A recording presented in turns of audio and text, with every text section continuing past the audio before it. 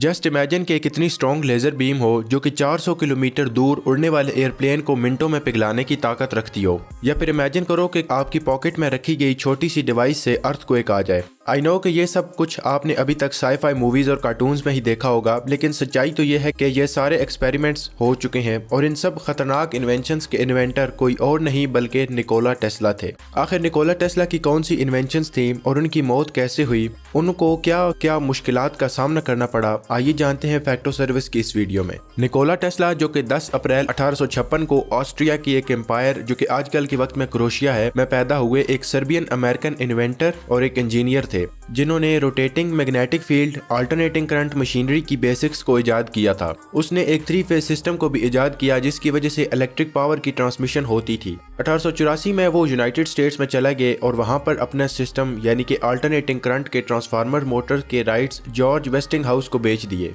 1891 में ही इसने टेस्ला कोयल इन्वेंट की जो कि एक इंडक्शन कोयल थी जिसको रेडियो टेक्नोलॉजी के लिए बहुत ही बड़े स्केल पर यूज किया जाता था। निकोला टेस्ला ने जब 1884 में अमेरिका में हिजरत की तो उन्होंने ये सोचा कि शायद थॉमस एडिसन इसके अल्टरनेटिंग करंट की मोटर्स को एक्सेप्ट करेगा, लेकिन एडिसन ने कभी भी अल्टरनेटिंग करंट को अपनाया नहीं था क्योंकि वो अपना ही करंट इजाद करने की कोशिश कर रहा था और वो था डायरेक्ट करंट। टेस्ला ने अपने बाप से मैथमेटिकल एबिलिटीज और अपनी माँ से फोटोग्राफिक मेमोरीज की एबिलिटीज हासिल की थी। उन्होंने दिन में तकरीबन 20 घंटे काम करने के बाद एक बहुत बड़ी आइडियाज डिवाइसेस का निज़ाम क्रिएट किया। टेस्ला ने अपने खुद के ही क्रिएटिव प्रोसेस के बारे में कुछ इस तरह बताया था, मैं कोई भी चीज़ पेपर पर स्केच करने से पहले उस पूरी चीज़ का जहन के अंदर आइडिया बनाता हूँ और अपने माइंड में उसको बनाकर चेंज भी करता हूँ। अगर कोई इम्प्रूवमेंट ज़रूरी हो तो वो भी करता हूँ। इस तरह मैंने कई प्रोजेक्ट्स पर काम किया है। दरअसल टेस्ला को जिस आइकॉनिक इन्वेंटर के साथ डिफरेंशिएट किया जाता है वो है एडिसन, थॉमस एडिसन। इन दोनों आइकॉनिक इन्वेंटर्स की बिल्कुल डिफरेंट अप्रोचेस थी। जैसा कि एडिसन डायरेक्ट करंट को प्रमोट कर रहा था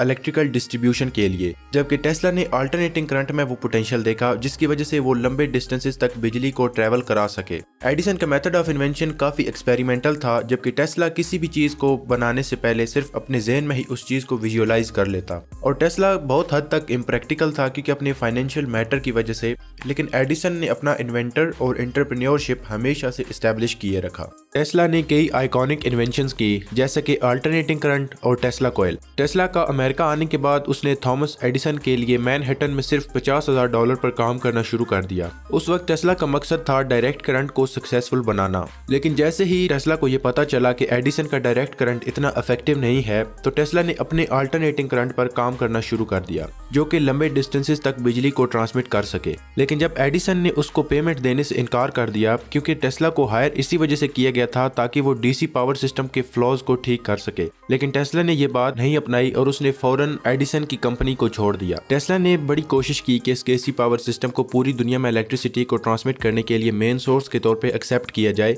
लेकिन बाद में इसको अपने सारे डॉक्यूमेंट्स वेस्टिंगहाउस को ही डिस्ट्रीब्यूट करने पड़े। लेकिन आज अगर हम देखें तो टेस्ला का एसी करंट ही पूरी दुनिया में इलेक्ट्रिसिटी को लंबे डिस्टेंसेस तक ट्रांसमिट करने के लिए इस्तेमाल किया जाता है। टेस्ला कोयल एक इलेक्ट्रिकल रेजोनेंट ट्रांसफार्मर सर्किट था जिसे निकोला टेस्ला ने 1891 में डिजाइन किया था। इसे high voltage, low current, high frequency alternating current electricity को प्रोड्यूस करने के लिए इस्तेमाल किया जाता था। टेस्ला के डिफरेंट कॉन्फ़िगरेशंस के साथ एक्सपेरिमेंट करता था। टेस्ला ने इस सर्किट्स को इस्तेमाल करके कई डिफरेंट इनोवेटिव एक्सपेरिमेंट्स किए जैसे कि electrical lightning, x ray generation, high frequency alternating current और यहाँ तक कि इलेक्ट्रिकल एनर्जी को बगैर वायर्स के ट्रांसमिट करना। टेस्ला का कोयल कमर्शियली सिर्फ स्पार्क गोड ट्रांसमीटर और वायरलेस टेलीग्राफी के लिए 1920 से पहले तक इस्तेमाल किया जाता था। टेस्ला ने गुलियानो मार्कोनी से मिलकर कुछ लेटर्स वाला सोर्स कोड पूरे अटलांटिक ओशन के पार सेंड किया था। टेस्ला मजीद आगे भी जाना चाहते थे, लेकिन टेस्ला ने बड़ी क्लियरली ये प्रेडिक्ट किया था कि एक दिन ये मुमकिन हो सकेगा कि हम टेलीफोन सिग्नल्स के जरिए डॉक्यूमेंट्स, म्यूजिक और वीडियो को पूरी दुनिया में कहीं पर भी वायरलेसली सेंड कर सकेंगे,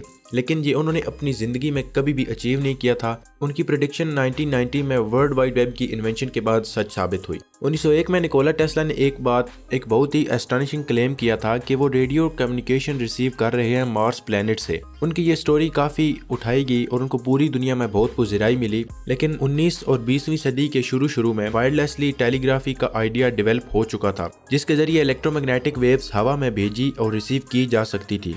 इसकी वजह से स्पेस में से कम्युनिकेशन सिग्नल्स को सर्च करना आसान हो गया था। 1980 से 1906 तक टेस्ला ने इलेक्ट्रिसिटी को बगैर वायर्स के ट्रांसमिट करने पर बहुत काम किया। ये सिर्फ आइडिया का एक्सपेंशन था जिसमें कोयल के पावर ट्रांसमिट करने के लिए इस्तेमाल किया जाता था। इसके साथ साथ टेस्ला ने रेडियो सिग्नल्स को दूर दूर तक फेंकने के सिस्टम पर भी काम किया। इसने प्रीवियस स्टडीज को रिव्यू किया और कंक्लूजन निकाला कि हर्ट्ज की पिछली स्टडी रेडियो वेव्स पर गलत है। टेस्ला ने यह नोट किया कि अगर ये रेडियो वेव्स की थ्योरीज दुरुस्त भी हैं तो फिर भी वो इसके मेन मकसद के लिए नाकारा है। 1937 में 81 बरस की उम्र में टेस्ला रात को कबूतरों को खाना डालने जा रहे थे कि उन्हें एक टैक्सी कैब वाले ने टक्कर मारी। ये टक्कर इतनी सख्त थी कि इसकी वजह से टेस्ला की 3 रिब्स टूट गई और उसकी कमर भी बहुत बुरी तरीके से डैमेज हुई। लेकिन टेस्ला ने डॉक्टर्स के पास जाने से इनकार कर दिया और आखिरकार 7 जनवरी 1943 को न्यूयॉर्कर होटल के कमरा नंबर 3327 में वो मुर्दा पाए गए। मुझे उम्मीद है कि फैक्टो सर्विस की एक और वीडियो आपको पसंद आई होगी। मजीद इसी तरह के कंटेंट के लिए हमारे चैनल को सब्सक्राइब लाजमी कीजिएगा। मिलते हैं किसी और शानदार वीडियो में, तब तक के लिए अल्लाह हाफिज।